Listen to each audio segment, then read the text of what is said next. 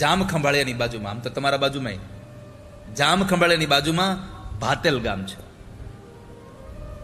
ભાતેલ ગામનો આ દિવ્ય પ્રસંગ છે, સત્ય ઘટનાનો પ્રસંગ છે કે જે માણસ ભગવાનની ભક્તિથી પૂજા કરે, જે માણસ ભગવાન મહાદેવમાં શ્રદ્ધા રાખે,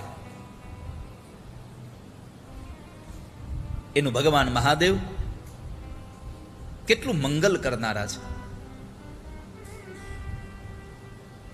પણ સૌથી અગત્યની વાત તો એ છે કે આ માણસને ભગવાન મહાદેવમાં શ્રદ્ધા કેટલી હશે.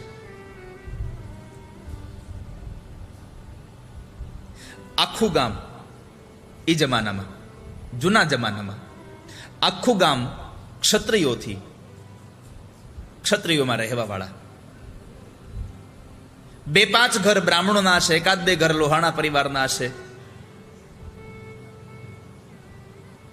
બધા જ લોકો, બધા વર્ણના લોકો ત્યાં રહેતા હતા. બાકીનું આખું વધારે પડતી વસ્તી દરબારોની.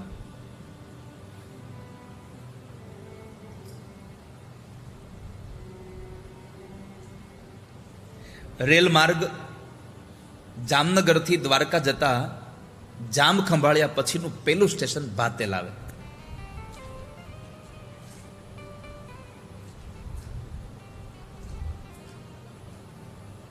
એ જમાનામાં ખંભાળિયા પછીનું એક સ્ટેશન હતું વિરમદડ,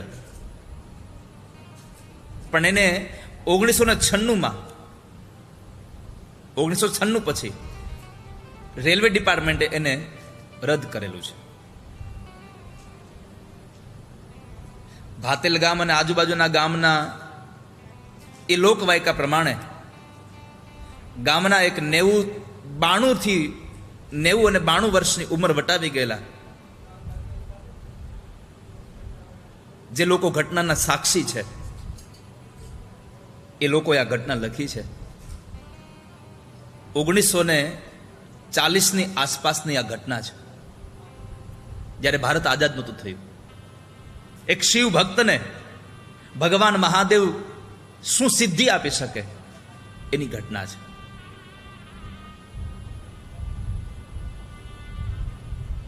જે સમયે મીટર ગેજ રેલવેમાં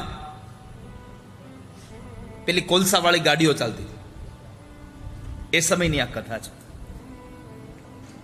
અને ભાતેલના રેલવે સ્ટેશનમાં કાંતિલાલ કરીને એક સ્ટેશન માસ્તર તરીકે ત્યાં ફરજ બજાવતા હતા. અને એ હડિયાણાના બ્રાહ્મણ હતા. એકલા રહેતા, નોકરી પૂરી થાય, સમય હોય તો ગામમાં આટો મારવા માટે નીકળે, ગામમાં લટાર માટે નીકળે. સ્વભાવમાં એકદમ સરળ, એટલે ગામના બધા જ લોકોને એની સાથે બહુ જ આનંદ આવતો. નીકળે તો એને બેસાડે, બેસો બેસો, વાતોચીતો કરે, હળવાશની પળોને માણે. પણ ગામમાં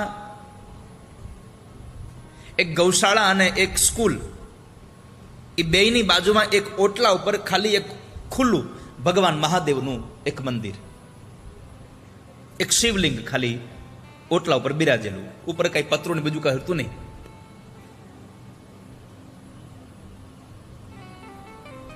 એટલે જે કાંતિલાલ જ્યારે પણ ત્યાંથી નીકળે તો ભગવાન મહાદેવના દર્શન કરે. નાનપણથી, અને બ્રાહ્મણ પરિવાર હોય એટલે સહેજે ભગવાન મહાદેવનો એ ભાવ વ્યક્ત હોય જ એમાં.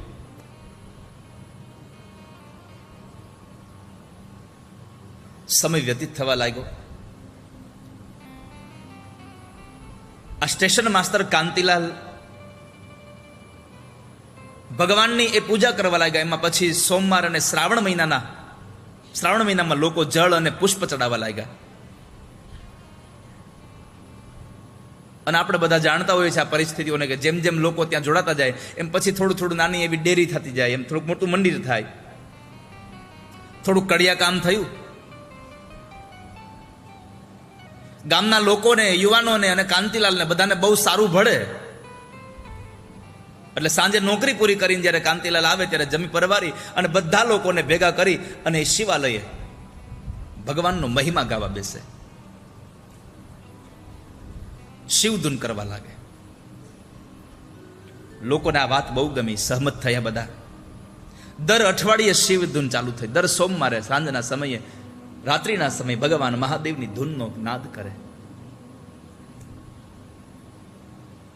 ધીમે ધીમે વડીલો ગામમાંથી તબલા લઈ આવ્યા, કોઈ પેટી લઈ આવ્યા, કોઈ જાંજ લઈ આવ્યા, કોઈ ઘૂઘરા લઈ આવે અને બધા બેસીને ધૂન મંડળી તૈયાર થઈ. ક્યારેક ક્યારેક તો સવારો સવાર ધૂન ચાલે પણ કોઈને ભાન ન રહે.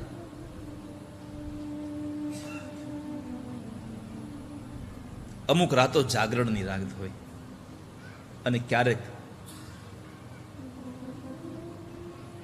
એ જાગરણની રાતો આપણી જાગૃતિની રાતો થઈ જાય.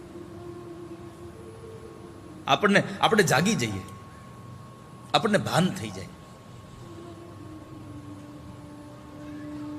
સમય વીતવા લાગ્યો.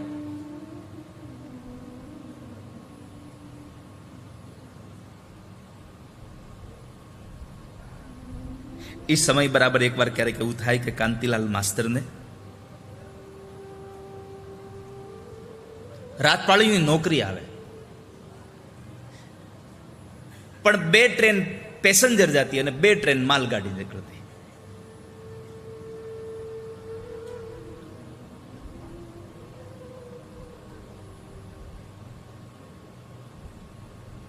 સોમવાર હોય, રાતની નોકરી હોય, પણ પછી ક્રમ થઈ ગયો કે સોમવાર હોય તો ભગવાન મહાદેવની ધૂનમાં જવું. એ ધૂનમાં જાય, પણ ટ્રેનનો ટાઈમ હોય એટલે એના પહેલા પહોંચીને ત્યાં સિગ્નલ આપીને વળી પાછા આવી જતા. કારણ કે આવવું પડે, કારણ કે બાજુના સ્ટેશન ઉપર ફોન ઉપર વાત કરવી પડતી હોય. એ ફોન કરીને સ્ટેશન એને સિગ્નલ આપીને પછી એ ટ્રેન નીકળતી, એટલે પોતે આવવું તો પડતું જ. કાંતિલાલ આવે, ટ્રેન જતી રહી તો વળી પાછા વયા જાય, રજિસ્ટરમાં સહી કરી અને વળી પાછા ધૂનમાં વયા જાય.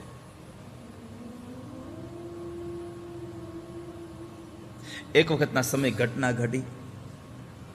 સોમવારનો દિવસ અને રાતપાળીની નોકરી,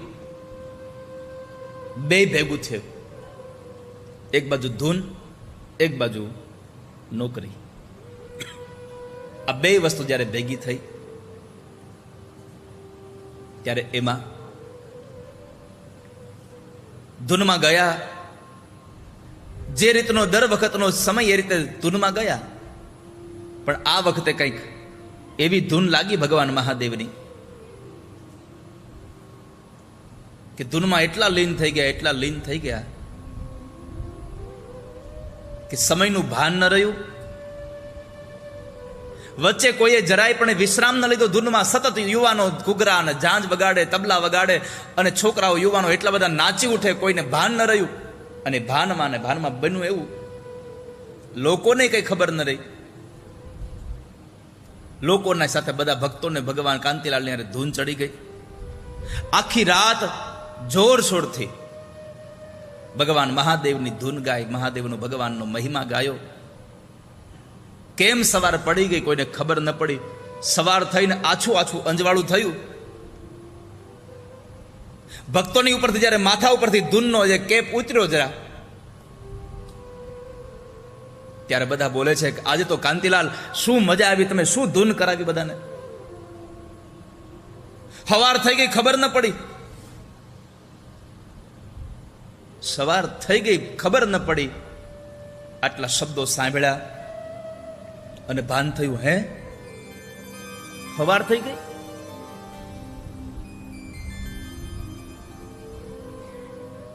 રાતે નોકરીએ જવાનું રહી ગયું. ટ્રેન નીકળી હશે, અકસ્માત થયો હશે, શું થશે?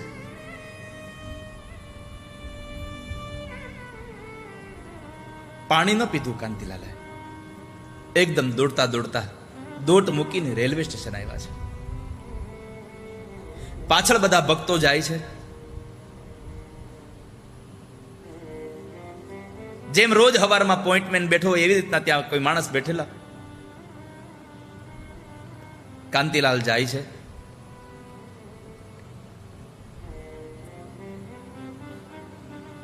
પાછળ ગયેલા માણસોએ પૂછ્યું કે કાંતિલાલ સાહેબ આટલા બધા કેમ ભયભીત દેખાવ છો, શું થયું?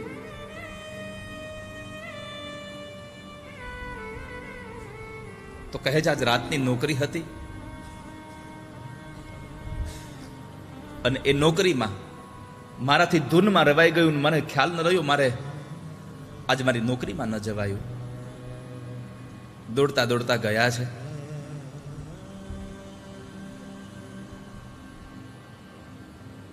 ત્યાં ગયા ત્યારે કહ્યું, કાંતિલાલે પૂછ્યું કે ભાઈ, આજે મને ધૂનમાં વયો ગયો, મને ખ્યાલ ન રહ્યો, હું આવી શક્યો નહીં નોકરીમાં, કઈ અઘટિત તો નથી બન્યું ને? પોઈન્ટમેન કહે છે, સાહેબ શું વાત કરો તમે?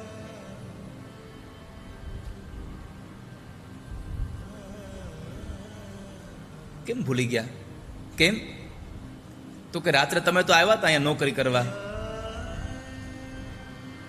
તમે જ નોકરી કરવા આવ્યા હતા. તમે સિગ્નલ આપ્યા, ફોન કર્યા. કાંતિલાલ કહે છે, ભાઈ હું નથી આવ્યો. આ બધાને પૂછો. બધાએ કીધું કે ભાઈ તમે ખોટું બોલો છો, તમે ખોટું બોલો છો. અમે સાક્ષી છીએ, કાંતિલાલ અમારી હારે ત્યાં ધૂનમાં હતા, અમે બધા સાથે હતા. આ તો એ દોડતા દોડતા આવ્યા, એટલે મેં એની પાછળ દોડતા દોડતા આવ્યા. પોઈન્ટમેન એમ કહે છે કે કાંતિલાલ અહીંયા હાજર હતા. ગામના લોકો કહે છે કાંતિલાલ ત્યાં શિવ ધૂનમાં હાજર હતા. એકનો એક માણસ બે જગ્યાએ હાજર કઈ રીતે હોઈ શકે? કોઈ માનતું નથી. પોઈન્ટમેને કહ્યું, તમે મારી વાત ન માનો તો કાંઈ નહીં, ચાલો હું તમને રજીસ્ટરમાં બતાવું, સાહેબની સહી બતાવું. રજીસ્ટર ખોલીને જોયું તો કાંતિલાલની સહી એમાં.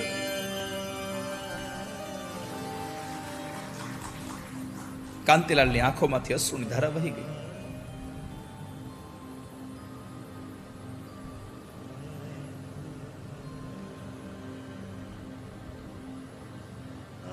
કાંતિલાલ બોલ્યા છે કે ભાઈ તમે બધા સાક્ષી છો એ વાતના કે આપણે બધા જ ત્યાં ધૂનમાં હતા અને છતાં અહીંયા કાંતિલાલ હાજર હતો. તો આ કાંતિલાલ હાજર નહોતો, મારો મહાદેવ આવીને મારી નોકરી કરી ગયો. અહીંયા આવીને મારી લાજ મારો ભગવાન રાખી ગયો.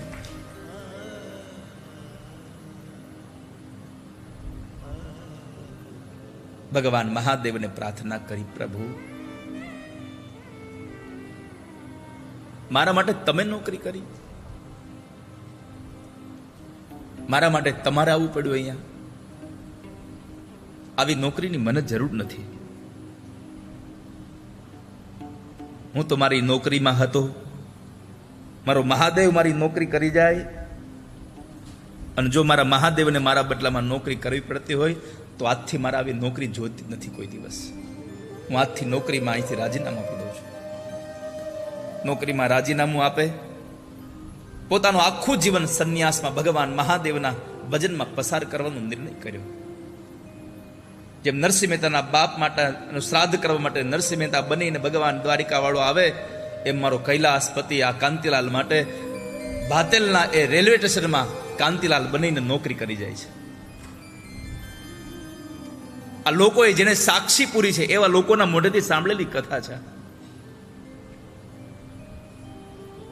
એને શિવ ભક્તિ કરી, અને શિવ ભક્તિ કરતા કરતા એ જ કાંતિલાલ શ્રી સ્વામી હરિહર કહેવાયા, જેને સંન્યાસ લીધો.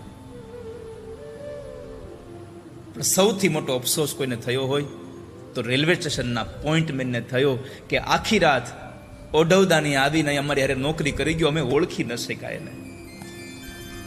એટલા માટે કહું છું તમને બધાને, સબસે મિલકર રહીયો સાંઈ, કોણ જાને કિસ રૂપ મેં યહાં પર નારાયણ મિલ જાય. ખબર નથી અહીંયા કોણ ભગવાનના રૂપમાં આવીને મળશે, ખબર નથી મને તમને. એટલા માટે કોઈની હારે ક્યારે દુશ્મનાવટ ન કરો, બધાની હારે પ્રેમનો નાતો રાખો, કારણ કે ભગવાનને પ્રેમ બહુ ગમે છે, ઈશ્વરને પ્રેમ બહુ આલો છે.